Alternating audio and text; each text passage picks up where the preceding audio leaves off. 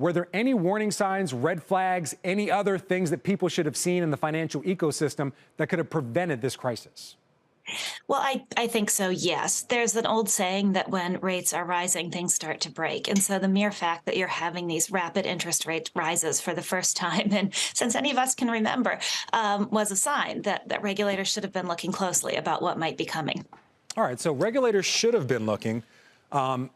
Was there one thing in particular that you should have saw? I know you mentioned the rising rates, which was a big issue for SVB, but was there something else out there that was, hey, we should probably pay more attention to this? Well, in particular at SVB, there were a lot of red flags, from the resignation of the chief risk officer back last spring to the incredibly rapid growth in deposits. Another big red flag for a financial institution that tells regulators, hey, take a really close look here. There's something going on, is when you see that kind of really rapid growth. Could regulators have predicted that this would become systemic for the U.S. banking system? I don't know. That's always the question, right? It was the same thing in the financial system. Yes, we all knew there were a lot of sour mortgage-backed securities out there. Should regulators have been able to see that this would become a systemic issue? It takes a little bit of imagination. I think the easy answer is yes. It's always a little more tricky in reality. And you did have Jerome Powell, the Federal Reserve Chairman, telling Congress just a few weeks before this all started to happen that the U.S. banking system was safe and sound. He didn't see any stability worries. Yeah, that's a good point. Hindsight is also always 20/20. All right, so a lot of people are staying away from the word bailout, calling it a rescue, a lifeline for the financial sector. You have a lot of experience as a banking analyst at Goldman Sachs, as well as investigating situations like this. What would you call what we saw here involving SVB, Signature, and just in general? Well, I think for sure SVB is a rescue. It's not a bailout in the sense that the stockholders, the bondholders, management, they all got crushed. This is a very different model from the financial crisis where you did have actual bailouts, and it's different. On the other hand, there's something unpleasant about it because it is a bailout of the venture capital firms who did all their business with Silicon Valley and arguably should have known better, should have done due diligence and understood that this bank was risky and caused its demise when they started to pull their money.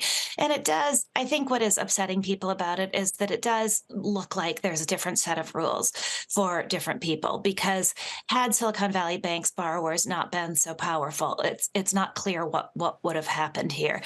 First Republic is different, so we're not getting a sort of we're not getting a one playbook here, but also the guarantee of deposits is, every time the Fed expands the safety net, you have this old phrase that everybody always poo-poos, moral hazard, and you get this expansion of moral hazard.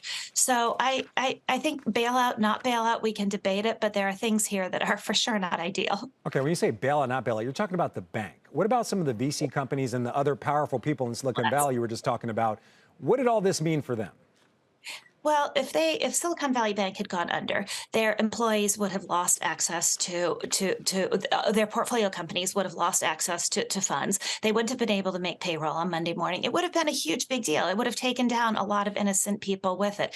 But that's always the argument, right? And so sometimes I think that maybe the goal is as a company is to have so many people leveraged to your success that they can't afford to let you fail, because then they're going to have to come to your rescue. So it did end up, the purpose was not to rescue the venture capital firms, but it did end up rescuing them. And so I think there's something that feels unfair in the fact that they had a call on the administration and regulators in order to say, you can't let this thing fail. Yeah, a lot of powerful people involved with this situation. So I think the question, especially if you're a retail investor, someone who's not as involved in this very complex financial system, and especially the financial services sector, is there a takeaway? Is there something that the average investor can learn from this and basically avoid problems in the future?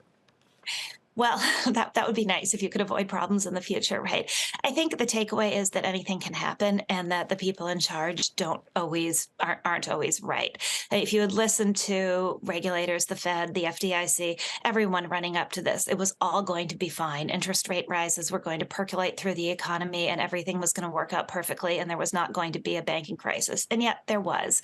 And we look back on the global financial crisis, and those in charge said, this isn't a problem, this is manageable. negligible, these losses are small, and yet it became something very profound.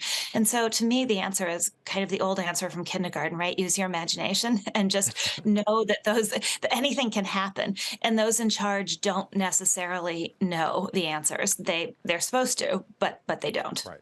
All right, we got to let you go in a second. I wish we had more time to really read off your resume. You did a lot of investigating of Enron, a situation where people did go to prison. I'm going to ask you just very simply, do you see criminal charges being filed related to any of these banking situations, whether it's SVB, Signature, or First Republic?